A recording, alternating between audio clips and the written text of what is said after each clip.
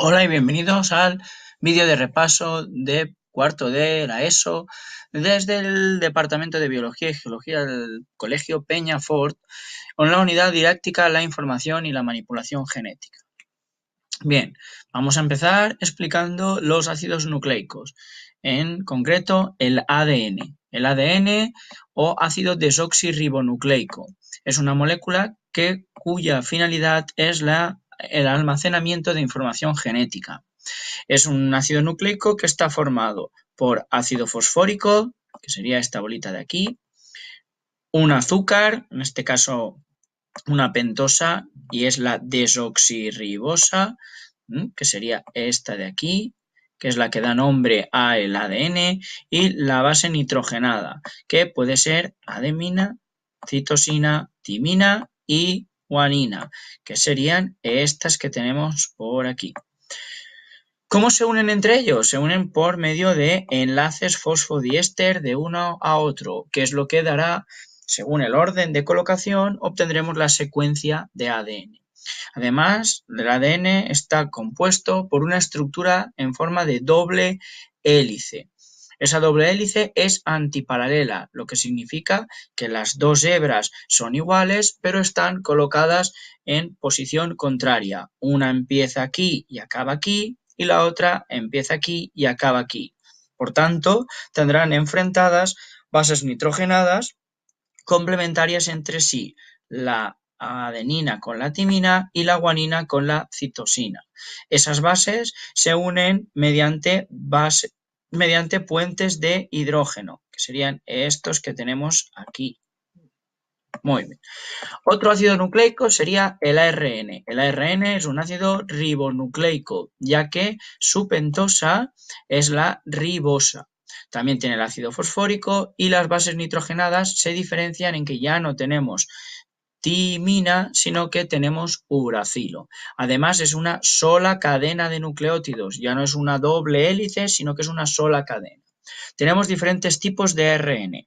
El ARN mensajero será aquel que copia la información que tiene el ADN en el núcleo y la transporta, puede salir del núcleo al citoplasma hasta llegar esa información a los ribosomas. Después tendríamos el ribosómico, que es aquel que está asociado a los ribosomas, y el ARN transferente es aquel que une los aminoácidos y los transporta hasta el ribosoma para formar las proteínas.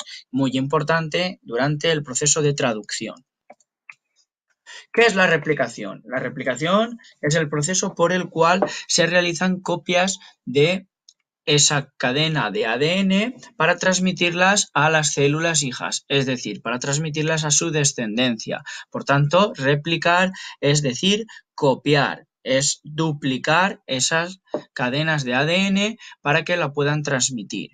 Por tanto, es un proceso además semiconservativo, ya que de una cadena se produce otra nueva. Al tener dos, en las células hijas siempre tendremos una cadena original y una cadena nueva. ¿Cómo se produce la replicación? Bien, se separan las cadenas produciéndose una burbuja de replicación donde por medio de unas enzimas se irán colocando las bases nitrogenadas complementarias, adenina con timina y guanina con citosina. Se irá abriendo, se irá copiando hasta que finalmente tendremos la cadena original y la cadena nueva.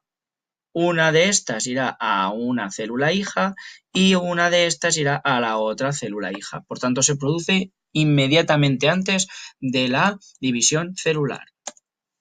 Bien, ese ADN, ¿qué contiene? Contiene información, ¿pero para qué? Para un determinado gen, entendiendo el gen como la información para sintetizar una proteína. Cada gen, una proteína. Esa proteína estará compuesta por una secuencia de aminoácidos. Bien, ¿cómo funciona? Por medio de una transcripción, el ADN que tenemos en el núcleo se va copiando, se va transcribiendo a una molécula de ARN. Ese ARN irá copiando solo una de esas hebras, ya que las dos contienen la misma información, y una vez el ARN transcrito, saldrá fuera de la del núcleo y llegará a los ribosomas. Allí en el ribosoma se producirá la traducción, es decir, se traducirá este código a diferentes aminoácidos para dar lugar a un polipéptido o proteína. ¿Cómo se realiza la traducción? Bien, la traducción se realiza cuando ese ARN mensajero llega al ribosoma y una vez allí el ARN transferente irá buscando tripletes de bases nitrogenadas, que es lo que llamamos codón en el ARN, y se irá uniendo a un anticodón que tiene el ARN transferente. Ese ARN, una vez localice el codón específico, colocará el aminoácido que codifica para ese codón. Esos aminoácidos irán uniéndose por medio de enlaces peptídicos. Esos enlaces peptídicos irán formando los diferentes aminoácidos que formarán lugar que darán lugar a la cadena, a la proteína. ¿Ese código genético qué es? El código genético, por tanto, será la secuencia de nucleótidos que tiene el ARN con relación a la secuencia de aminoácidos que contiene una proteína. Es decir, cada aminoácido estará formado por 3 nucleótidos que formarán un codón.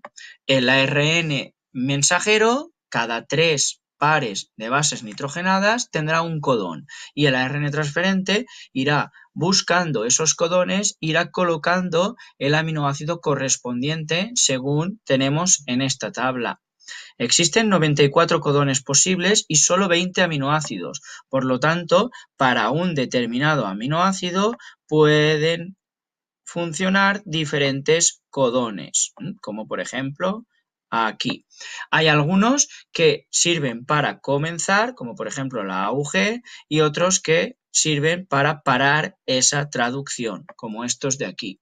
Pero el código genético además es universal. Ese mismo triplete de bases nitrogenadas codifica para un mismo aminoácido en casi todos los seres vivos. Bien, mutaciones. ¿Qué son las mutaciones? Bien, las mutaciones será cualquier cambio o alteración en el material genético de una célula.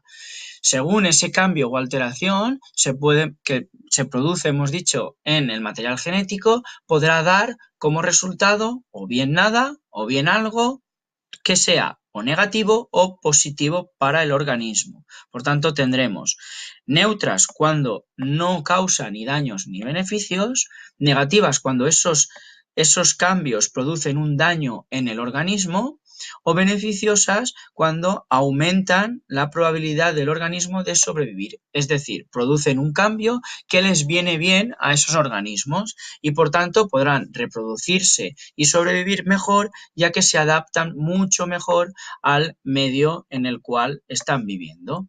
Además, según el tipo de mutaciones, podemos conocer o podemos tener, según esas mutaciones donde actúan, diferentes. Por ejemplo, según las células afectadas, si se produce una alteración en una célula somática, es decir, en cualquier célula del individuo que no sea sexual, por ejemplo, la piel, no se transmitirá a la descendencia esa mutación, ya que es una mutación puntual en una célula que no se podrá transmitir a los individuos de su descendencia.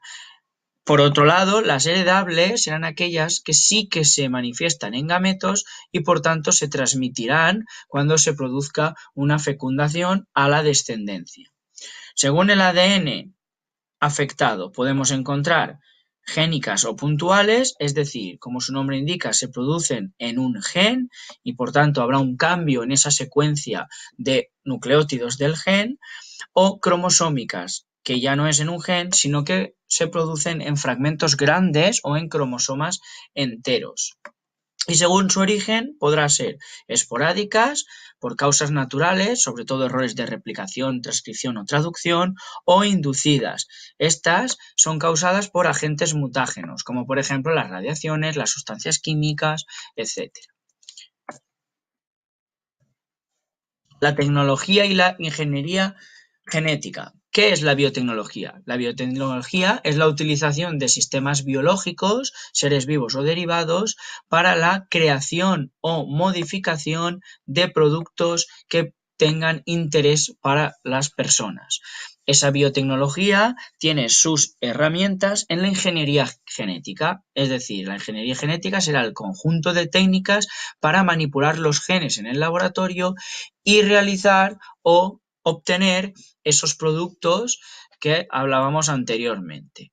El más importante o de los más importantes sería el ARN recombinante. ¿Cómo funciona? Bien, localizamos un gen deseado, por ejemplo, un gen que produzca la insulina y por medio de unas enzimas de restricción lo que hacemos es cortar ese gen, localizarlo y contarlo para transmitirlo a un plásmido o otro ADN que pueda copiarse. En este caso, los plásmidos serán ADNs circulares que se localizan en el interior de bacterias y que dan lugar a productos que nos interesen. Por tanto, cogeremos un plásmido y lo utilizaremos como vector de transmisión. Es decir, cortaremos también con esas enzimas de restricción y lo que haremos será introducir nuestro gen en el plásmido que será el vector de transmisión. Ese gen se copiará por medio de ADN ligasas, unas enzimas que lo que harán será pegar, juntar los diferentes fragmentos. Todo ese plásmido o vector lo introduciremos en el ADN de una célula huésped que una vez esté allí, al dividirse, se irá transmitiendo a su descendencia y por tanto ese ADN recombinado se irá transcribiendo, se irá traduciendo y dará lugar a, por ejemplo, insulina o otros productos derivados que obtenemos de una célula y la podemos pasar, por ejemplo, a organismos como bacterias que tienen un crecimiento y una evolución mucho más rápida para obtener en menor tiempo el producto deseado. Y bien, hasta aquí